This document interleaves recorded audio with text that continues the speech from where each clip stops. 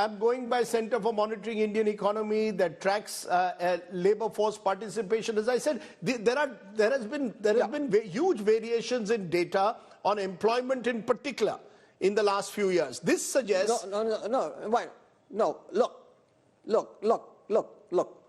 The CMI data we've discussed on your program, I've discussed on other programs, and you won't find too many scholars agreeing with their data. They show female labor force participation rate in India to be 9% right now, which is lower than ever observed for any country in the world, including Yemen, including Iraq. So, I don't see, just because you point out the CMI showing it, it's not credible. You show me one economist who's written an article that those data are credible. One. Okay. You won't find any. So effectively, therefore, Dr. Sen, if I were to ask you your top 3 takeaways, your biggest concern and your biggest ray of hope from this consumption expenditure survey. Well, let's begin with the ray of hope. I think what the survey is suggesting is that things are coming back to normal. That is the big takeaway. My concern is really with the data itself.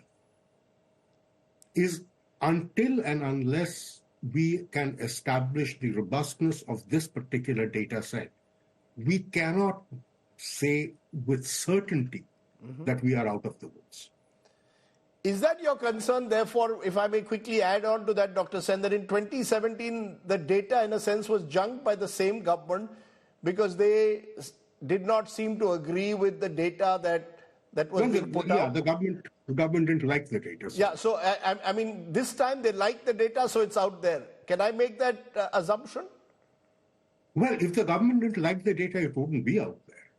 Yeah. Dr. Bhalla, in conclusion, what's your biggest worry? And what's your biggest takeaway from this data? Okay. There are 3 takeaways, and the biggest takeaway is that basically poverty in India, extreme poverty, has been eliminated. Okay. To me, that is a mega takeaway. I do not, until I look at the data, the unit level data, I cannot say what my worry is. I have tried to run in the last 2 days some consistency checks with the data, and they all take away. Remember, when the 2011-12 data was released, we didn't have, what's the biggest worry with the data. We accepted the data because broadly it fitted what a good data was. Not perfect, nobody ever said it was perfect. Same thing with 2009, same thing with 2004. In India, we've done surveys since 1951. And the only one survey, there was complete worry, and data was released, but it was considered to be junk, was the 1987-88 employment survey. So what happened with the 2017-18 data is unique, and therefore it needs to be studied as to what actually happened in that data. So I have the MOSPI or the NSS or the PLFS have been doing data collection for now, something like 75 years. So, obviously there'll be problems with the data. So I cannot really say that there will be a serious worry with the data, even after it is released.